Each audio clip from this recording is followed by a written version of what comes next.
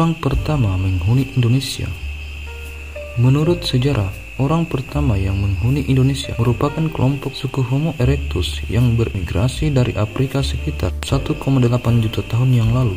Mereka menghuni Indonesia diperkirakan sekitar 1,5 sampai 1,7 juta tahun, dan selama itu sebagian dari kelompok melakukan perburuan dengan menyusuri sepanjang pantai Nusantara hingga ke Pulau Flores, Nusa Tenggara Timur. Di samping itu, mereka juga membuat kelompok, bahkan juga faktor berperan sehingga mereka nekat menyusuri garis pantai sepanjang itu. Dahulu, pulau-pulau di Nusantara masih menyatu, misalnya Pulau Jawa dan Sulawesi, daratannya belum terpisahkan oleh lautan. Maka tak heran di zaman Homo erectus itu mereka dapat berjalan kaki sampai ke ujung Nusantara. Pada masa lalu juga diketahui ada sekelompok suku yang melakukan imigrasi besar-besaran dari Afrika, yaitu Homo sapiens yang berciri melanosoid, mirip orang Papua dan aborigin. Kelompok ini berdatangan dengan dua gelombang dari Afrika melalui Selat Kecil, Ethiopia, dan juga Yaman, kemudian berlanjut ke India bagian selatan. Setelah itu menyusuri pantai sampai ke Peparan Sunda hingga menyeberang dengan perahu ke Sahul Papua Australia. Gelombang pertama disebut Melanesia yang berlangsung sekitar 100.000 tahun yang lalu.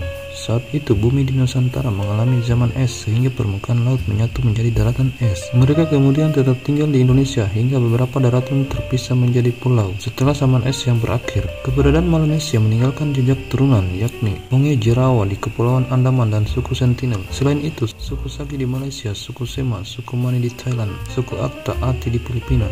Ada pula suku Dani, Bausi, suku Aeta, Umungme di Indonesia dan Papua Nugini, Asmat, suku aborigin di Australia dan Tasmania. Hampir seluruh daerah Peparan Sunda, Sahul yang mencangkup seluruh Indonesia, diduga kuat sempat dihuni oleh orang-orang berciri melanosoid. Berawal dari berburu dan mengumpulkan makanan, sebagian besar dari Melanesia, kecuali yang ada di Australia, menjadi kehidupannya dan mulai mengenal pertanian, perkebunan, dan peternakan dalam skala kecil.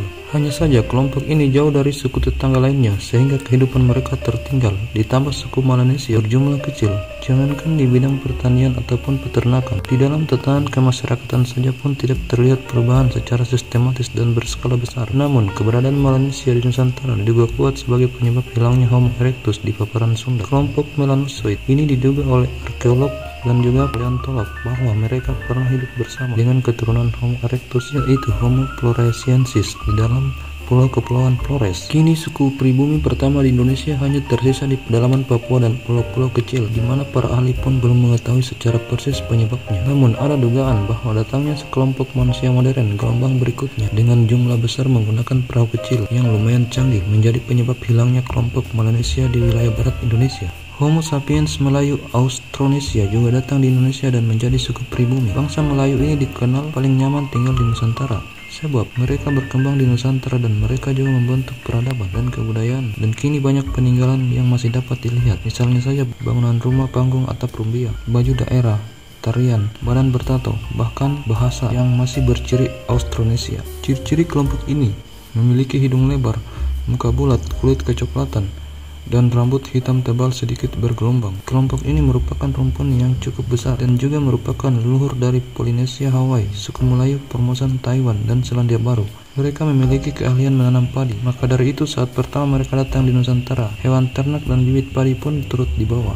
Mereka dikenal gemar membuat lahan pertanian yang luas dan juga mereka telah memiliki teknologi irigasi yang canggih. Sisa budaya asli Austronesia pun masih dapat dilihat sampai saat ini, yaitu peninggalan sistem irigasi menggunakan sengkedan. Kini tak ada lagi jejak-jejak budaya maupun ciri fisik Melanesia di Pulau Sumatera, Jawa, Kalimantan, Bali, Sulawesi, dan Lombok. Hal ini ditandai pada masa peralihan dari Melanesia menuju Austronesia hingga zaman masyarakat Nusantara mengenal tulisan, kecuali di Kepulauan Nusantara bagian timur, misalnya Kepulauan Maluku, Papua bagian pesisir, dan Kepulauan Nusa Tenggara Timur, masih tampak terlihat jejak hasil pertukaran budaya dan juga gen Melanesia. Untuk itu, secara morfologis, masyarakat Indonesia Timur merupakan campuran antara rumpun Austronesia dan rumpun Melanesia. Adapun ciri Austronesia adalah muka bulat, hidung lebar, sedangkan ciri khas Melanesia adalah rambut ikal, bahkan keriting kecil dan kulit lebih gelap. Dan mereka yang tersisa di Nusantara adalah mereka yang menetap tanpa gangguan di pedalaman Papua dan masih menerapkan kebijaksanaan lokal. Misalnya saja berkebun dalam skala kecil, berburu binatang, dan hidup dalam masyarakat kesukuan. Orang Melayu yang datang di Indonesia terbagi dua, yaitu kelompok menetap di suatu tempat dan kelompok yang sering berpindah-pindah untuk berinteraksi dengan budaya lainnya.